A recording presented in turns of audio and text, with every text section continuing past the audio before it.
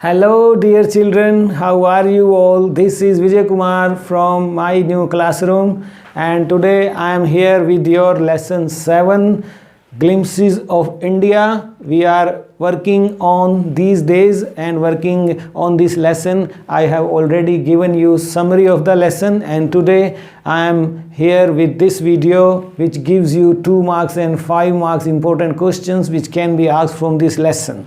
ठीक है, पहले समरी ज़रूर देख लेना और मैं कहना चाहूँगा कि मेरे चैनल को सब्सक्राइब भी कर लें ताकि फ्यूचर में आने वाले सभी वीडियोस के लिंक आपको अपने आप मिल जाया करेंगे और हमारे व्हाट्सएप ग्रुप को आप ज्वाइन कर सकते हैं 9466707359 पर अपना नाम, क्लास, रोल नंबर और स्कूल का नाम भेजिए। 5:30 पर डेली बेस पर आपको फ्री ऑफ कॉस्ट लेसन मिला करेंगे। साथ ही विजिट कीजिए हमारी वेबसाइट को जहाँ पर आप हरियाणा बोर्ड के डिलीटेड सिलेबस, कम हुआ सिलेबस और कौन कौन से जो इन्फॉर्मेशन है ज़रूरी सब कुछ आप देख पाते हैं सिलेबस के बारे में। लेसन आपके grammar, topic, writing skill section, लिखित में आप चाहते हैं तो वेबसाइट विजिट कीजिए, वीडियो चाहते हैं तो यूट्यूब विजिट कीजिए और अगर कोई और प्रॉब्लम है डिस्कस करना चाहते हैं तुरंत समाधान तो व्हाट्सएप के ग्रुप ज्वाइन कर लीजिए। तो फर्स्ट क्वेश्चन देख लेते हैं। What are the elders in Goa nostalgic about? यही क्वेश्चन दूसरे शब्दों में पूछ लिया जाए और लगाकर भी मैं आपको दे रहा हूँ। What do the elders of Goa remember नॉस्टैल्जिकली? एक ही बात है, आंसर दीजिए। 2 मार्क्स में आता है ये। 20 to 30 वर्ड में आपने आंसर करना है। तो आपने क्या देखा? Elders in Goa are nostalgic about Portuguese people who used to live there. Yes, they think of those good old days. वो याद करते हैं। पहली, दूसरी और तीसरी लाइन थी ना जो लेसन की। They recall their famous loaves of bread. They recall the baker who used to make delicious loaves of bread for them. तो ये जो हैं वो क्षण वो याद करते हैं पुर्तगालियों के समय के। सेकंड क्वेश्चन जो पूछा जाता है, Is bread making still popular in Goa?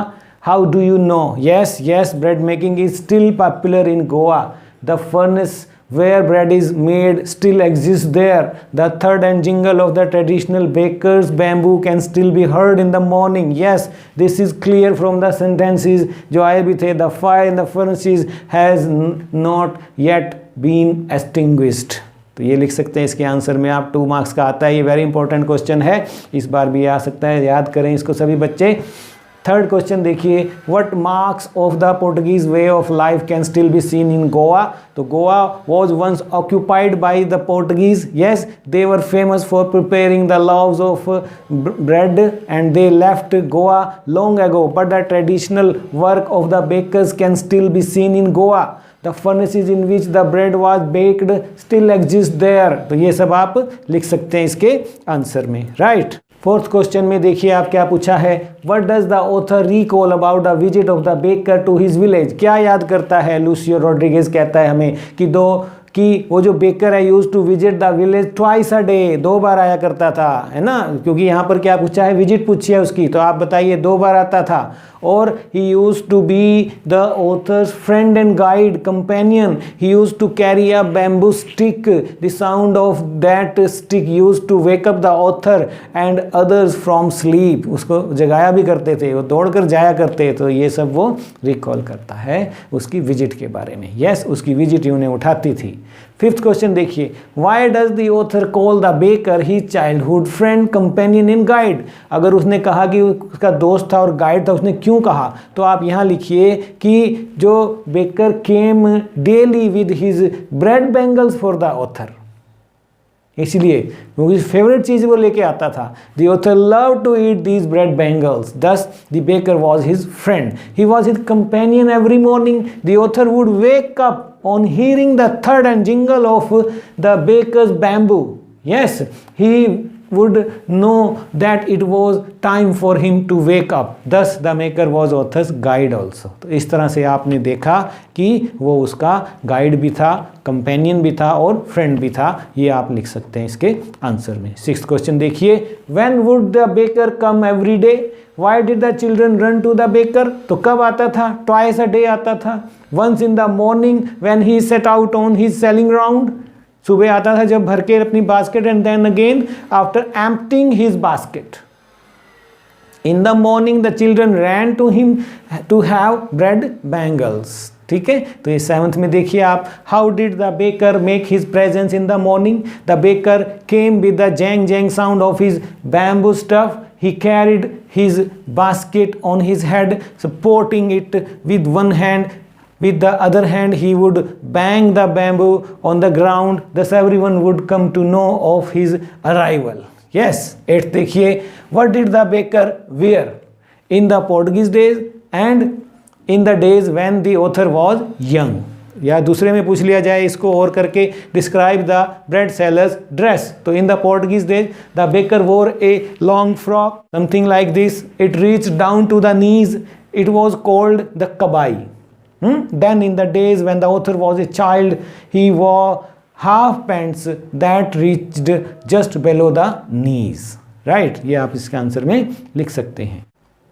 9th question देखिए, how was the village baker very important for special occasions in the village? तो the village baker was especially important for festive occasions.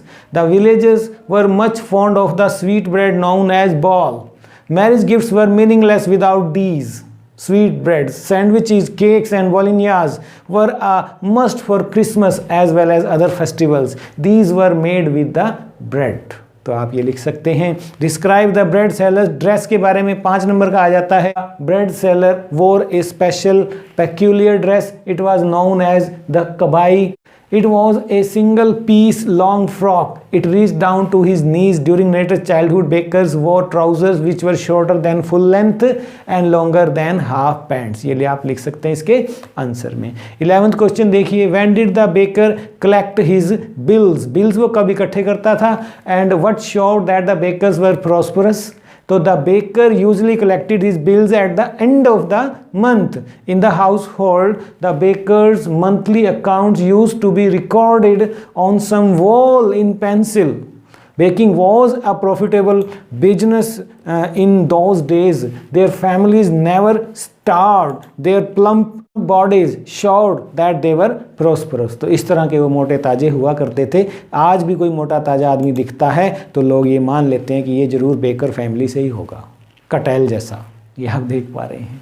ठीक है, last but not the least one, 5 marks में आता है, give a pen portrait of a Goan village baker. तो आप सबको लिख दीजिए इस लेसन में, आप समरी देखिए और ये एक्सरसाइज भी हमने की है, तो लिखिए आप कि क्या जाना आपने अब तक. Use to sell all kinds of bread loaves, yes, and he used to come with loaves for the elders and bread bangles for the children. He used to come in the morning with a basket of bread loaves on his head, carrying his basket on his head, supporting it with one hand. He made a musical entry on the scene with the jang jang of his bamboo stick with another hand. He used to wear a peculiar dress known as kabai. It was a single piece long frock reaching down to the knees. The baker usually collected his bills at the end of the month. Baking was indeed a profitable profession in the old days. The baker always looked happy and prosperous. He had a plump physique. तो ये सब आप इसमें लिख सकते हैं. Okay children, this was it. 2 marks and 5 marks important questions. Summary हो गया है और 2 marks और 5 marks के question हो गए हैं. Still, if it is anything, feel free to ask me by going to comment section. I am coming with my next video on multiple choice questions, those which can be asked in your final exam this year. ठीक है, you all are wonderful people. Thank you for being with us. God bless you all. Love you all.